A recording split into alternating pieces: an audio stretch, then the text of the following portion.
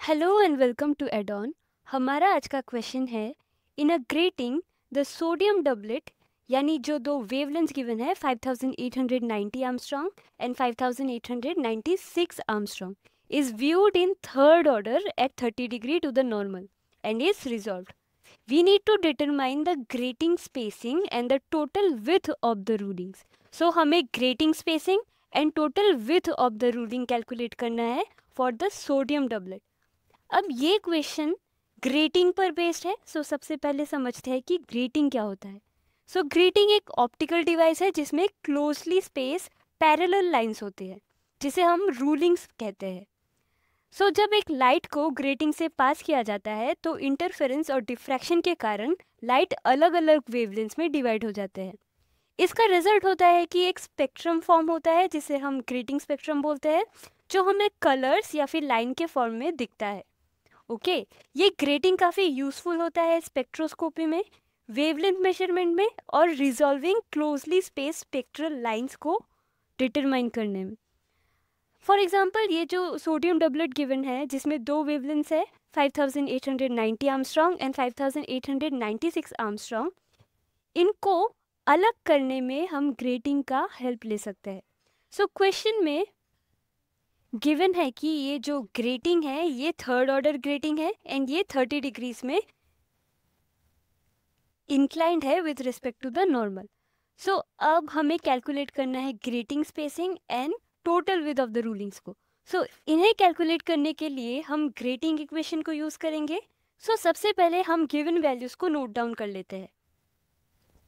So given दो wavelengths है, पहले को हम लैम्डा 1 से डिनोट करते हैं 5890 Armstrong and the second wavelength is given as lambda 2 equals to 5896 Armstrong.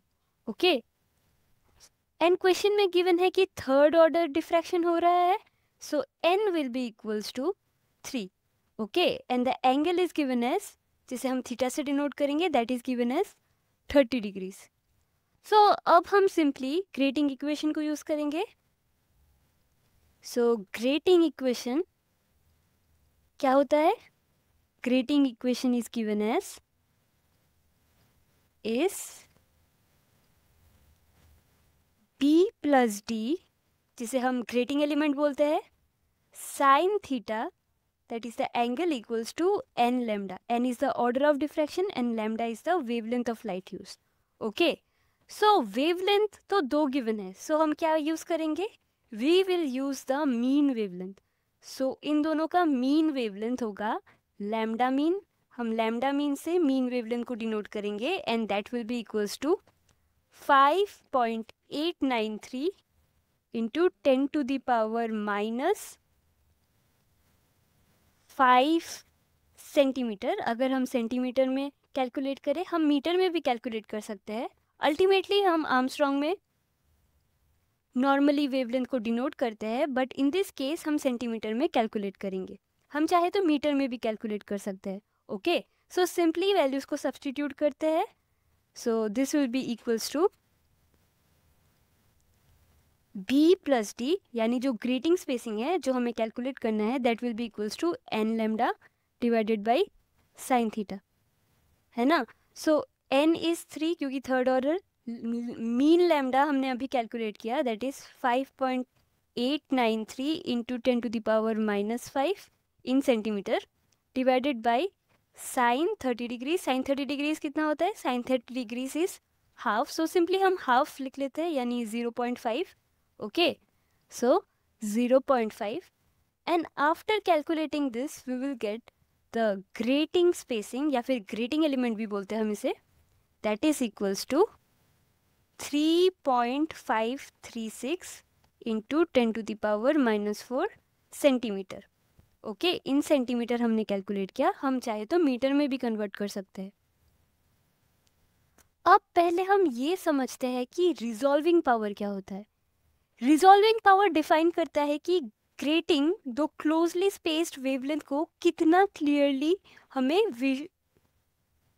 अलग अलग यानी सेपरेट दिखा सकता है.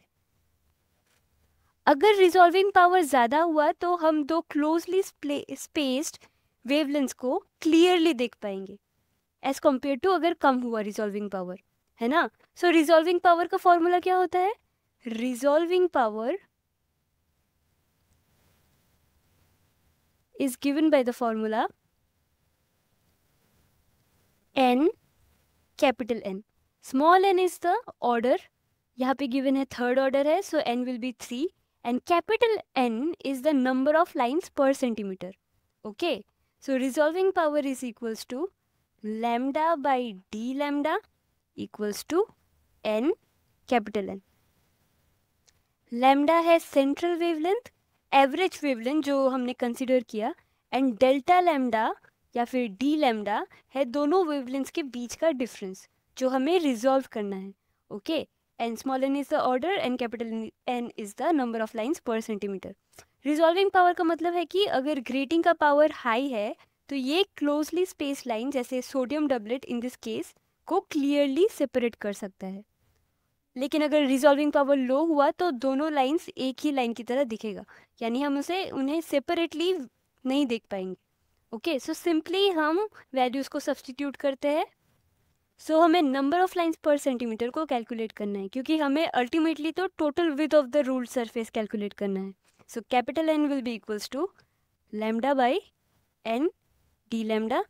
सो लैम्डा का वैल्यू कितना है? मीन लैम्डा हमने कितना कैलकुलेट किया? 5.893 into 10 to the power -5 centimetre divided by 3 जो कि ऑर्डर है into 6 into 10 to the power -8 centimetre.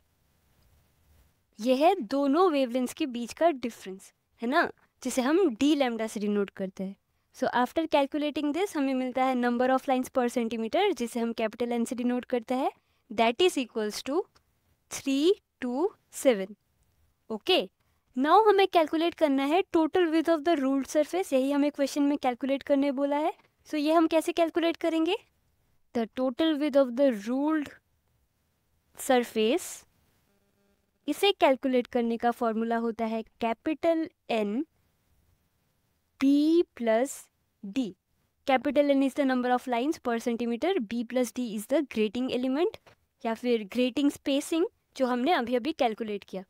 So N हमने कितना कैलकुलेट किया? 327 and b plus d is the grating spacing जो हमने कैलकुलेट किया 3.536 into 10 to the power -4. So after calculating this we will get the total width of the ruled surface and that is equals to 0.1156 centimeter and यही हमें calculate करना था.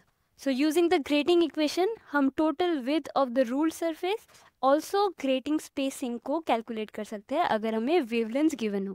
So that's all for today. Thank you for watching.